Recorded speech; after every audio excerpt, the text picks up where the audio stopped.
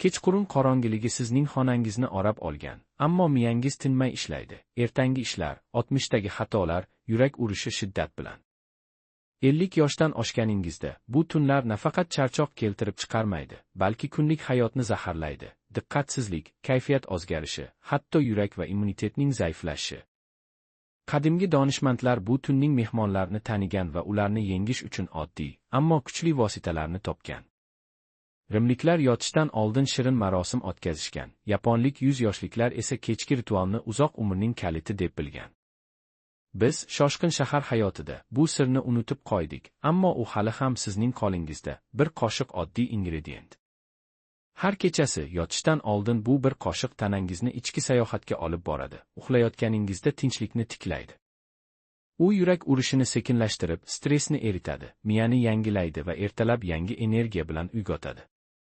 Bu ingredient Ispaniya uylaridagi oddiy xazina asrlar davomida e'tiborsiz qoldi, ammo bugun mutaxassislar uni dorilardan ustun deb bilishadi. Ushbu videoda biz bu kechki odatni ochamiz, oddiy, ammo hayotni o'zgartiruvchi. Yuragingiz, miyangiz, uyqu va kayfiyatingiz qanday sehrlanishini ko'rasiz. Kanaliga obuna bo'ling, hayotingizni o'zgartiruvchi maslahatlar uchun. Bir tarixiy faktlar va fiziologik tushuntirishlar 60ga sayohat 2400 yildan ortiq avval, tibbiyotning otasi deb atalgan yunonlik shifokor Hippokrat shunday degan, uyqu sifati inson salomatligining kalitidir. Yotishdan oldin iste'mol qilgan narsangiz ertangi kuningizni belgilaydi. Bu so'zlar qadimgi Yunonistonda aytilgan bo'lsa-da, bugungi dunyoning eng zamonaviy laboratoriyalarida ham aksado beradi. 2023 yilda Niderlandiyaning Utrecht universiteti tomonidan o'tkazilgan tadqiqot 1200 nafar 50 yoshdan oshgan ishtirokchilarni o'z ichiga olgan, hayratlanarli natijalarni ko'rsatdi. Yotishdan oldin ma'lum bir oziq-ovqatni iste'mol qilganlar, uyquga kirish vaqtini o'rtacha 17 daqiqaga qisqartirdilar. Yurak urishini barqarorlashtirib, yurak-qon tomir tizimini mustahkamladilar. Ertalab uyg'onganda stress gormoni kortizolni 23% ga kamaytirdilar. Bu kayfiyat va energiyani yaxshilaydi. REM fazasi, chuqur uyquni yaxshiladilar. Bu xotira va miya tiklanishi uchun zarur. Ammo bu qanday ishlaydi? Kechki taom to'g'ridan-to'g'ri avtonom nerv tizimiga, xususan parasimpatik tizimga ta'sir qiladi. U tanani dam olish va tiklanish rejimiga o'tkazadi. To'g'ri tanlangan oziq-ovqat bu jarayonni kuchaytiradi. Holbuki shakarli, qovurilgan yoki og'ir yo'qli taomlar uni buzib, uyqusizlikka yoki yaxshi dam olmaslikka olib keladi. Ilhomlantiruvchi an'analar tarix davomida sivilizatsiyalar bu bilimni qo'llab-quvvatlagan. Qadimgi Misrda Nil daryosi bo'yidagi uylarda asal va yong'oq aralashmasi tinch uyqu uchun ishlatilgan. Bu oddiy marosim bo'lgan.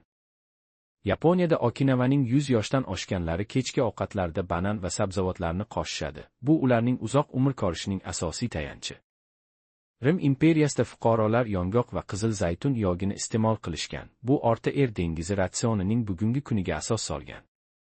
Ispaniyada Andalusiya va Kataloniyaning buvilar quritilgan anjir, bodom yoki iliq sut ichimligini taklif qilishgan, chuqur dam olishni ta'minlash uchun. Zamonaviy ilm bu qadimiy amaliyotlarni tasdiqlaydi. Yengil, triptofan, magniy va yog' kislotalariga boy oziq-ovqatlar nafaqat uyquni yaxshilaydi, balki yurakdan tortib immunitetgacha umumiy salomatlikni mustahkamlaydi. Uyquning ilmiy asosi kechki ovqatlanishning ta'siri faqat oshqozonni to'ldirishdan oshib ketadi. U asosiy fiziologik jarayonlarga ta'sir qiladi. Melatoninning ishlab chiqarilishi, banan va yong'oqlardagi triptofan aminokislotasi melatonin, uyquni boshqaruvchi gormonning asosiy manbai. Mushaklarning bo'shashi, magniy va kaliy minerallari mushaklarni tinchlantiradi, tungi kramplar va kuchlanishlarni oldini oladi. Yurak salomatligi, omega 3 yog' kislotalari va E vitamini yalliglanishni kamaytirib, yurak ritmini barqarorlashtiradi. Stressni kamaytirish, kortizol, stress gormonining ishlab chiqarilishini pasaytirib, tinchlik holatini ta'minlaydi va ertalab yengil uyg'onishga yordam beradi. Miyaning tiklanishi, chuqur uyqu miyadagi zaharlarni tozalaydi, xotirani va aqliy ravonlikni yaxshilaydi. Demak, bu afzalliklarga erishish uchun qaysi oziq-ovqatlar ideal? Keling, ikkita asosiy qahramonni, banan va yong'oqni ko'rib chiqaylik. Yechim: banan va yong'oqlarning afzalliklari. Bu ikki oziq-ovqat Madrid yoki Valensiyadagi bozorlarda osongina topiladigan, salomatlik uchun haqiqiy xazina. Ularning har birini batafsil ko'rib chiqaylik. Banan, uyqu va farovonlik uchun tabiiy ittifoqchi. Banan nafaqat mazali meva, balki har qanday meva do'konida topiladigan super oziq. U quyidagilarga ega: triptofan. Banandagi triptofan melatoninga aylanib, uyquga kirish vaqtini qisqartiradi. 2024 yildagi tadqiqot shuni ko'rsatdiki, kechasi banan yeganlar bu vaqtni 20% ga kamaytirgan. Magniy va kaliy, bu minerallar mushaklarni bo'shashtirib, tungi noqulayliklarni oldini oladi. B6 vitamini, serotoninning, farovonlik gormonining ishlab chiqarilishini rag'batlantirib, stressni kamaytiradi va kayfiyatni yaxshilaydi. Tabiiy shakarlar, fruktoza va glukoza miyaga barqaror energiya berib, shakar ko'tarilishlarini oldini oladi, uyquni buzmaydi. Qiziq fakt: Yaponiyada Okinavaning 100 yoshdan oshganlari kechki yengil ovqatlarda bananlarni iste'mol qilishadi. Bu ularning uzoq umr ko'rishiga hissa qo'shadi. Ispaniyada Kanar orollari bananlari yozgi kechki dasturxonga ajralib turadi. Yong'oqlar, yurak va miya uchun kuch manbai. Alicantedagi bodomlar, yong'oq yoki Tarragonadagi funduqlar kechki vaqt uchun mukammal. Omega 3 yog' kislotalari yurak-qon tomir tizimini mustahkamlaydi va yallig'lanishga qarshi kurashadi. 2023 yildagi Journal of Clinical Nutrition jurnalidagi tadqiqot shuni aniqladiki, kechasi 5-6 dona yong'oq yeganlar yurak ritmini 10% ga barqarorlashtirgan. E vitamini, bu antioksidant neyronlarni oksidlovchi stressdan himoya qilib, xotirani va aqliy ravonlikni yaxshilaydi. Tabiiy melatonina, yong'oqlarda oz miqdorda melatonina bor, bu banan ta'sirini kuchaytiradi. Yengil hazm, yog'li tarkibiga qaramay, ular oshqozonni yuklamaydi va tungi vaqt uchun qulay. Amaliy maslahat: tuzsiz va qovurilmagan xom yong'oqlarni tanlang, afzalliklarni maksimal darajada oshiring. Ispaniyada Martona bodomlari yoki Rius funduqlari mahalliy tanlovlar.